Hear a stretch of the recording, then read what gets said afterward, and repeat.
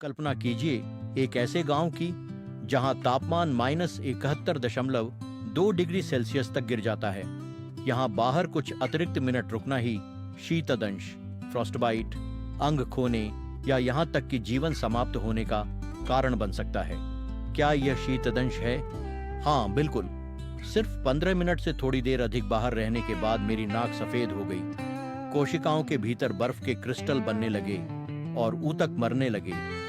अगर मैं 5 मिनट और बाहर रुकता तो मेरी नाक को स्थायी नुकसान पहुंचता। जब लोग बाहर सांस लेते तो ऐसा लगता जैसे उनके पीछे सूखी घास सरसराती हो। यह गर्म सांस का छोटे छोटे बर्फ क्रिस्टलों में बदलने की आवाज़ थी। मैं पृथ्वी के सबसे ठंडे बसे हुए स्थान पर हूँ, साल के सबसे ठंडे समय में। सिर्फ जिंदा रहने के लिए मैंने 20 से ज्यादा परतों वाले कपड़े पहने हुए हैं, जिनका वजन लगभग 14 किलो है। एक आरामदायक 30 डिग्री वाले घर से बाहर निकलने का मतलब है कि मुझे 100 डिग्री से भी ज्यादा तापमान गिरावट का सामना करना पड़ता है। यही कारण है कि मैंने दस्ताने, जूते, पैंट और कोट भी पहना है। ये सब 12 सिंगा रेंडियर की खाल से बने हुए हैं और यह भी पर्याप्त नहीं है। अब मैं आपको दिखाने वाला हूं कि जिंदगी कैसी होती है जब बाहर जाना ही जीवन और मृत्यु की लड़ाई बन जाता है। कुछ ही सेकंड में बाहर पलकों पर बर्फ जमने लगती है और त्वचा में चुभन होने लगती है। गांव ऐसा लगता है जैसे छोड़ा हुआ हो। ठंड ने मेरी उंगली जला दी। ठंड सिर्फ इंसानों को प्रभावित नहीं करती, यह जंगली जानवरों को भी रोक देती है।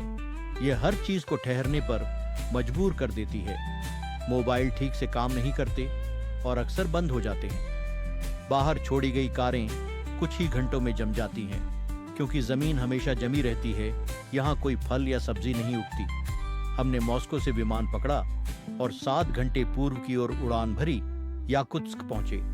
वहां से 18 घंटे की 900 किलोमीटर लंबी सड़क यात्रा की। रात के 2 बजे हम आखिरकार दुनिया के सबसे ठंडे गांव में पहुंचे। थर्मामीटर -60.5 डिग्री सेल्सियस दिखा रहा था। कार से बाहर निकलते ही ऐसा लगा जैसे किसी और ग्रह पर आ गए हों।